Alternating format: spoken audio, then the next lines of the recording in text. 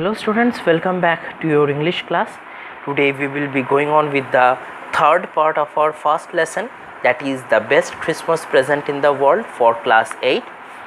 We had already learned in the second part that a letter was given to Mrs. Jim McPherson. Jim had already told what or how he had spent the Christmas with the Frieds.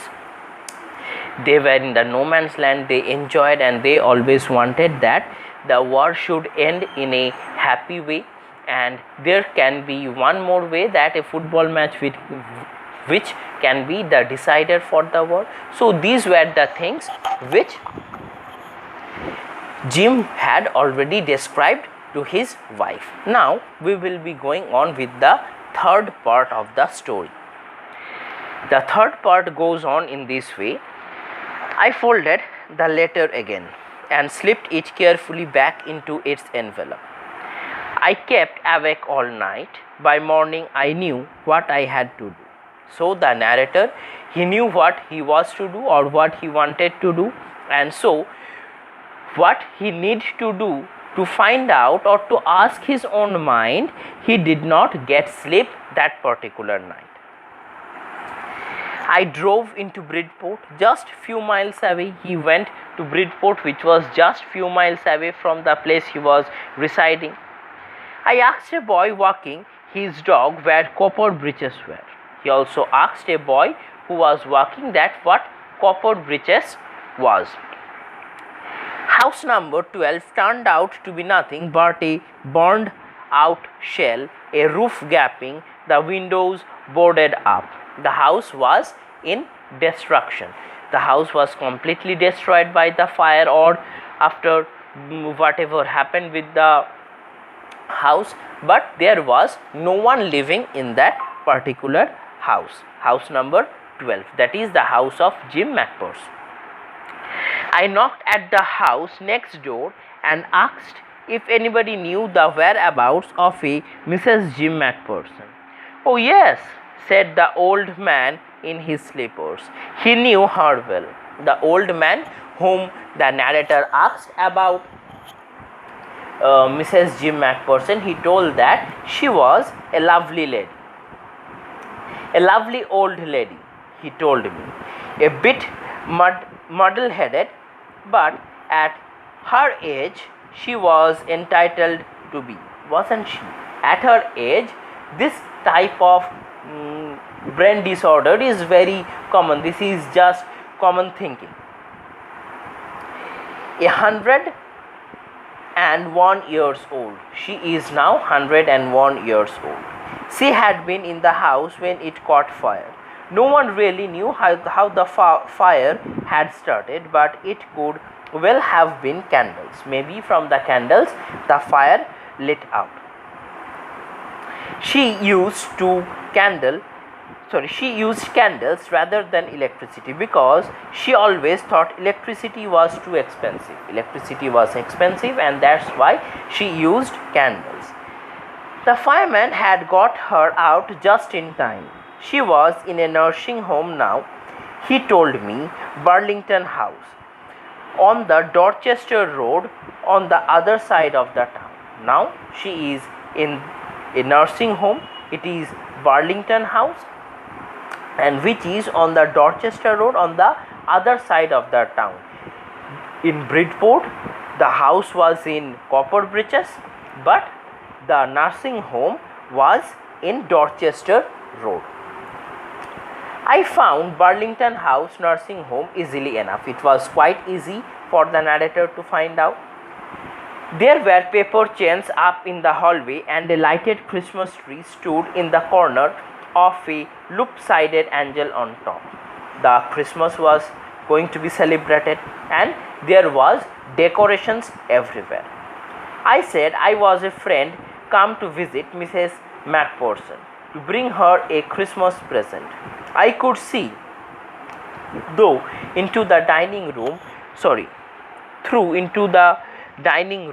where everyone was wearing a paper hat and singing. Everyone was wearing a paper hat on their top, and they were singing carols. The matron had a hat on too and seemed happy enough to see me. She even offered me a mince pie. He was offered a mince pie. She walked me along the corridor. Mrs. Jim McPherson is not in with the others, she told me. She is rather confused today, so we thought it's best if she had a good rest. It would be best for her if she is having a good rest. So that what the matron thought, and so she was not in the group. She has no family, no one visits. So I am sure she will be only too pleased to see you. She looked into a conservatory with wicker chairs and potted plants all around and left me. The narrator was taken to a conservatory where Mrs. Jim McPherson was on her wheelchair. The old lady was sitting in a wheelchair, her hands folded in her laps. She had silver white hair pinned into a wispy bun. Her hair was put into a bun in the back side of her hair. She was gazing out at the garden. "Hello," I said. She turned and looked up at me vacantly. When the narrator said hello to her, she was very happy, or rather, she was quite astonished to see that someone has come to meet her. "Happy Christmas, Connie," I went on. "I found this. I think it's yours." As I was speaking, her eyes never left my face. So when the narrator was speaking, she was looking deep into the face of the narrator. I opened the tin box and gave it to her. That was the moment her eyes lit up with recognition and her face became suffused with a sudden glow of happiness. Suffused means to be spread all over the face. So a glow of happiness spread all over her face. I explained about the desk, about how I found it, but I don't think she was listening. Whatever the narrator was describing to Connie, she was not at all listening to it. For a while, she said nothing, but stroked the letter tenderly with her fingertips. She was just stroking the letter with her fingertips. Suddenly, she reached out and took my hand. Her eyes were filled with tears. "You told me you'd come home by Christmas, dearest," she said. "And here you are, the best Christmas present in the world. Come closer, Jim. Dear, sit down." So, the narrator was misunderstood as Jim McPherson. Connie thought that narrator was Jim McPherson, as because on Christmas Eve, Jim had told his wife that he would come, and it was the Christmas Eve. So Mrs. McPherson thought the narrator to be Jim. I sat down beside her and she kissed my cheek. "I read your letter so often, Jim, every day. I wanted to hear your voice in my head. It always made me feel you were with me. I always wanted to have your sound, your voice in my head, and that's why I every day read the letter. And now you are back. You can read it to me yourself. You can read the letter to me now yourself. Would you do that for me, Jim dear?" So would you read the letter for me, Jim? "I just want to hear your voice again. I would love that so much." She loved her husband so much that she misunderstood the narrator, and she was asking the narrator to read out the letter to her. "And then perhaps we will have some tea. I have made you a nice Christmas cake, marzipan all around.